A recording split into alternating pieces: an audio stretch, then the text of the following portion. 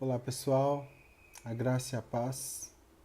Espero que todos estejam bem e estou passando aqui para compartilhar uma breve reflexão que nesses últimos dias tenho meditado, tenho revisitado, né? Um assunto muito importante para mim, para minha família e creio que para nossa comunidade também. Eu queria compartilhar alguns minutinhos sobre vocação, né? Em especial sobre três palavras que se seguem, né? Que basicamente estão conectadas a essa palavra-chave que é vocação. Existem algumas outras palavras que nos ajudam a entender sobre esse funcionamento, né? O texto que eu quero usar como base é Efésios capítulo 4, a partir do versículo 1. Se você puder acompanhar comigo, Efésios 4:1 fala assim, ó: Portanto, eu, o preso do Senhor, rogo-vos que andeis como é digno da vocação com que fostes chamados, com toda a humildade e mansidão, com longanimidade, suportando-vos uns aos outros em amor, procurando guardar a unidade do Espírito pelo vínculo da paz. A primeira coisa que me chama a atenção nessas palavras do apóstolo Paulo, aqui na carta aos Efésios, capítulo 4, a primeira coisa que me chama a atenção é que ele se reconhece como um preso. E você sabe muito bem que um preso, ele não faz o que ele deseja. Um preso, ele sabe o que está autorizado e não autorizado a fazer. Ele sabe que a sua vida tem, de alguma forma, um trilho, né? Tem algo a se submeter, né? Então, a primeira coisa que me chama muito a minha atenção é que aqueles que são alcançados por uma percepção vocacional, eles não sentem a sua vida totalmente solta, ou seja, eu não estou liberado para fazer exatamente o que eu quiser da minha vida, né? Esse é o sentido aqui que Paulo chama de preso ou prisioneiro em outras versões, né? E ele fala, sugerindo para a gente andar. Ah, Daqui a pouquinho a gente vai aprofundar na palavra vocação, mas ele chama a atenção assim, olha, existe um jeito específico de viver a sua vida, né? E ele fala que é para viver de forma digna da vocação que fomos chamados. E aí ele acrescenta, né, alguns adjetivos bem desafiadores para os nossos dias, né, com toda a humildade e mansidão, com longanimidade, dando suporte, ou seja, suportando uns aos outros em amor. E procurando sempre guardar a unidade, não provocando desuniões, né? Não incitando um espírito de guerra, pelo contrário, uma unidade do espírito pelo vínculo da paz. Então, só nesse pequeno trecho aqui já tem muita coisa importante para nós, né? Mas eu queria me ater especificamente à palavra vocação aqui, que no grego é klesis. E klesis tem a ver com um chamado, né? Uma convocação, um convite. O termo vocação, klesis, está relacionado ao chamado para nos envolver com o cumprimento da salvação que envolve o homem e a terra. Ou seja, quando fomos criados para algo, para um jardim, para habitar em plena paz, né, em pleno prazer, e perdemos essa posição. De alguma forma, o homem e a terra foram afetados pela queda, que nos deslocou desse lugar, que nos tirou a percepção de vocação, né? E quando o apóstolo Paulo resgata esse termo, ele está querendo sugerir para nós que esse lugar que temos pós-salvação, né, que entendemos que a salvação é uma porta, e à medida que nós entramos nessa porta, nós começamos um processo de santificação que envolve entender o nosso chamado e o chamado pelo qual ele nos criou, né, para manifestar dons e talentos nesse mundo. Parece que Paulo está nos sugerindo que algo que nós vamos envolver, que envolve a gente e a terra, né? A gente e o lugar onde a gente habita. A gente e a cidade onde a gente habita. A gente e as áreas da nossa cidade ou as áreas de uma sociedade que nós habitamos.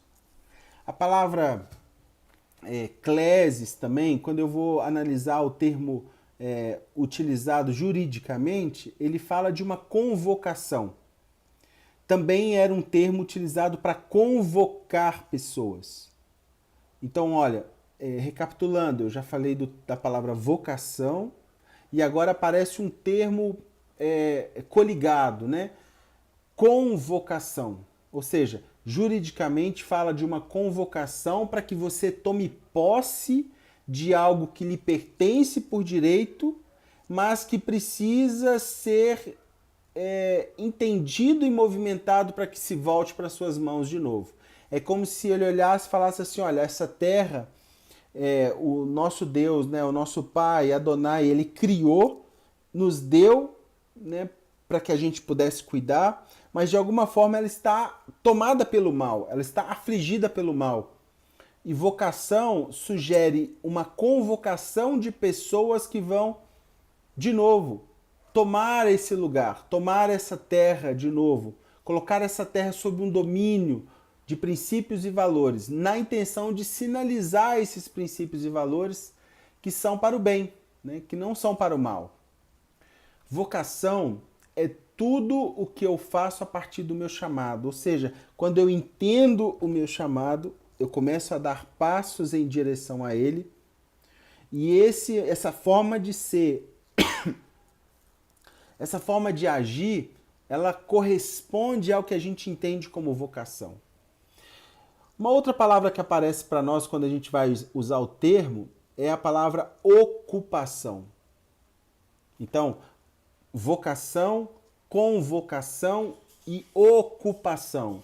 Ocupação fala da forma como que nós nos ocupamos nesse período, ou nessa oportunidade que a gente chama de vida, para servir a terra com trabalho, né? Não é servir a terra com trabalho do jeito que eu estudei só na faculdade ou do jeito que eu acho que tem que ser. É um determinado jeito que carrega um determinado padrão que não é nosso. É um padrão que precisa ser replicado, né? É um padrão que precisa ser sinalizado. Então, 3 palavras importantes. Quero deixar isso bem frisado para nós. Vocação, convocação e ocupação. Para a gente entender, quando a gente entende o nosso chamado, a gente começa a funcionar nesse chamado, a gente começa a experimentar, viver nessa vocação. E dando esses passos, a gente escuta, né, essas áreas clamando uma convocação, ou seja, nos chamando em direção a elas. E chamando para quê? Para que nós possamos ocupar uma realidade, ou ocupar uma esfera, ou ocupar uma cadeira nessa terra, né?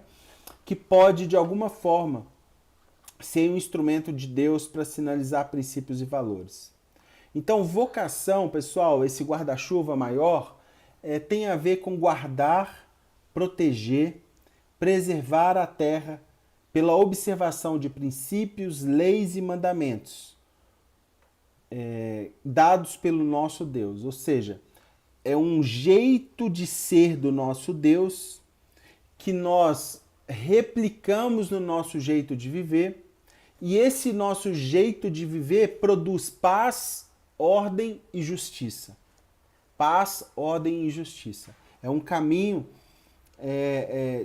um caminho que a gente tem orado, né, que a gente tem sugerido como um caminho de sinalização de princípios e valores. Não quer dizer que a gente vai conseguir...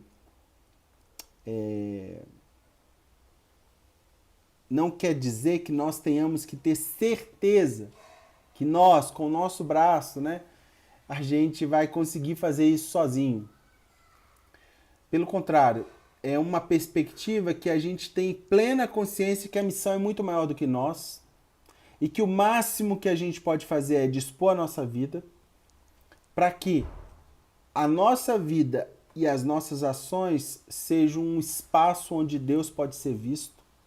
E quando eu falo ser visto, ele pode ser sinalizado, os seus princípios, os seus valores, principalmente por meio desses três veículos, né?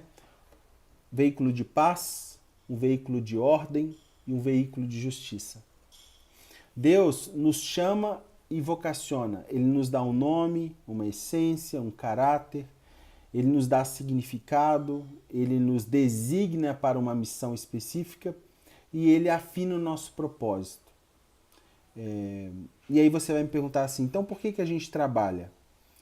Nós trabalhamos para expandir essa realidade do governo de Deus.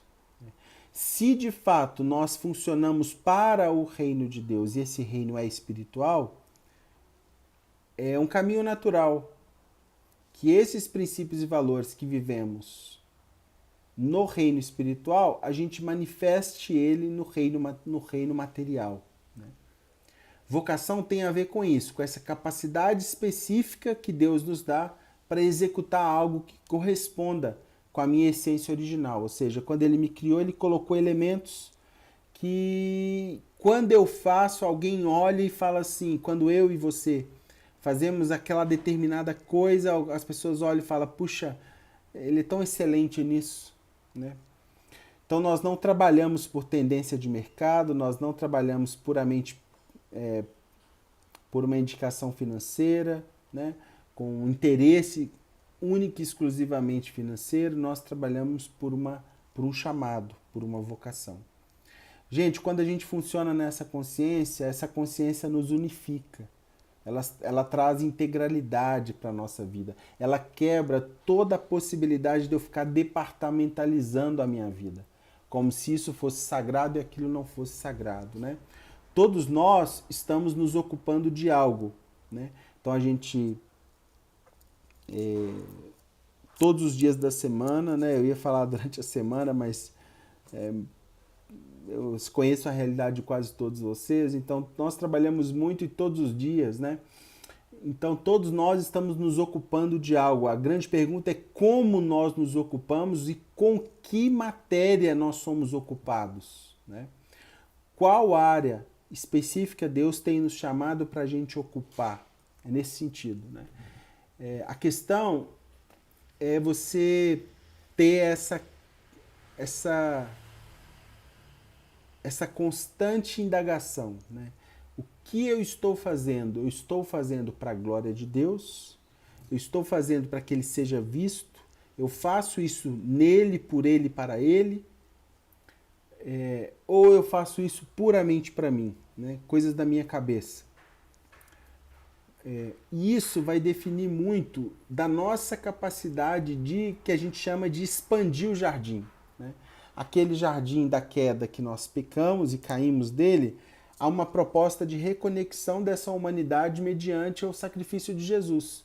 Jesus, ao morrer e ressuscitar, nos abre um vínculo garantido, né, com esse lugar de novo, com esse novo jeito de viver chamado Reino de Deus.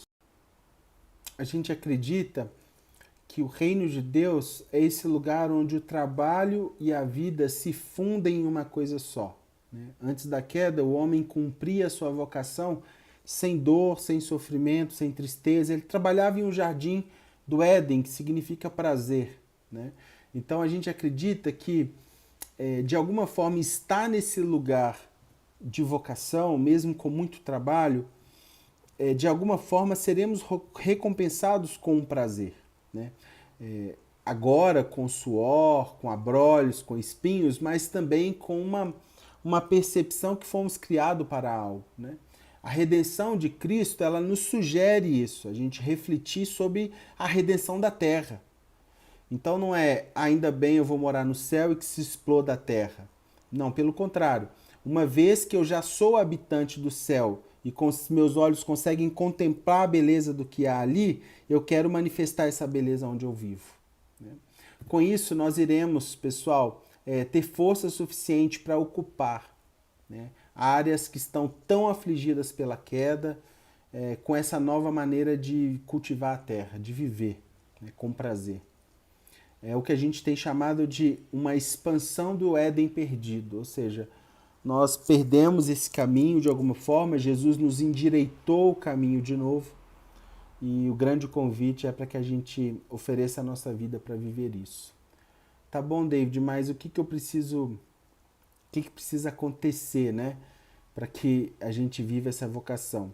E eu gosto muito de lembrar daquele texto de Êxodo, capítulo 3, né, do versículo 1 ao versículo 14, onde tem aquela história de Moisés. Né? Moisés estava ali em Midian, e Midian, a palavra Midian significa terra dos conflitos. Né? Ele estava num momento complicado da vida e ele parou ali para dar uma respirada. E ele está vivendo crise familiar, ele está vivendo conflitos geracionais, ele está vivendo uma crise vocacional, e aí ele tem um encontro com aquele que o chamou. Lembra daquela história lá no Monte Horebe, né? Onde a sarça começa a se queimar e não se consumir, e ele chega perto e uma voz começa a falar com ele, e a primeira ordem é: Moisés, tira a sandália dos seus pés. E essa ordem tem a ver com por que os pés, né? Por que será que foi os pés? Mas tem a ver com exatamente esse jeito de andar na terra. Ou seja, tira os seus próprios jeitos, né? Sua própria forma de estar vivendo, ou o seu próprio caminho, né? Em um lugar onde tirar os calçados, né? Se despojar de caminhos próprios, de caminhos pessoais, ou seja, tire porque você acha que eu vou te chamar para um determinado lugar, mas o lugar que você está já é um lugar santo, ou seja, já é um lugar pelo qual eu te chamei. Né? É um lugar para que eu te chamei para manifestar isso, é um lugar de luz, é um lugar para que você ter clareza. Né? E muitas vezes essas realidades acontecem quando nós estamos em conflitos. E pessoal, como nunca antes eu tenho entendido isso, a vida que vale a pena ser vivida é uma vida de conflito. E essa realidade vale para todas as relações humanas, né? Muitas vezes a gente não gosta de viver esses conflitos, é desconfortável, mas um conflito ele comunica muito amor, né? Comunica que há propósito, que há algo vivo ali. Quando já tanto faz, né? Quando nós apenas viramos as costas, quando nós escolhemos a distância, quando nós escolhemos faz o que você quiser, isso já não é conflito. Mas não sendo conflito, nesse sentido, já não é amor. Né? Então, Moisés, imerso a um ambiente de conflito, numa terra de conflito, Midian, ele tem um encontro com o seu chamado, ou seja, um encontro com aquele que o chamou, e que neste encontro ele percebe que a terra onde ele já estava, a área que ele já estava, já era o lugar que Deus o tinha chamado. Né? E isso é muito lindo, ver que a partir daquele momento ele vai refazer um caminho de manifestação e de sinalização daquilo que Deus queria para a terra. O chamado, pessoal, ele nos mostra quem nós somos, quem nós fomos chamados para ser. E a vocação, ela nos mostra o como, né? A particularidade, né? A instrumentalidade, os potenciais, as características que Deus colocou em nós para a gente cumprir essa missão de cultivar e guardar a terra. Essa breve reflexão tem o objetivo de nos inspirar, né, para cada dia mais trabalharmos com mais gosto, com mais propósito, que a gente não nos deixe vencer simplesmente pelo capital, né? Que nós não nos deixamos vencer simplesmente pelo interesse relacional, né? Muito perigoso quando nós começamos a funcionar apenas com ambientes e pessoas que podem e devem nos dar o resultado que nós almejamos, ou seja, as pessoas passam a deslocar desse lugar de pessoas para retornos, né? Espelhos, e isso é muito perigoso. As palavras de Paulo nos sugerem que somos prisioneiros, prisioneiros do Senhor. E como prisioneiros, temos apenas um caminho de manifestação dos princípios e valores do reino de Deus, mediante a vocação pela qual Ele nos chamou. Fomos chamados para ser santos, salvos, filhos e santos, né? E tudo isso para a glória de Deus. Quero te abençoar e quero finalizar com uma oração. Que a gente consiga avançar um pouco mais, acreditar um pouco mais e celebrar um pouco mais as áreas pelas quais Deus nos chamou para influenciar. Que Deus te abençoe. Eu te convido a orar comigo, se você puder. Paizinho, obrigado. Obrigado por essa palavra específica que nos lembra que nós fomos vocacionados a algo. E a tua voz, de alguma forma, nos chamou a ocuparmos áreas na sociedade, ocuparmos realidades na sociedade que carecem da sua glória, carecem da sua luz.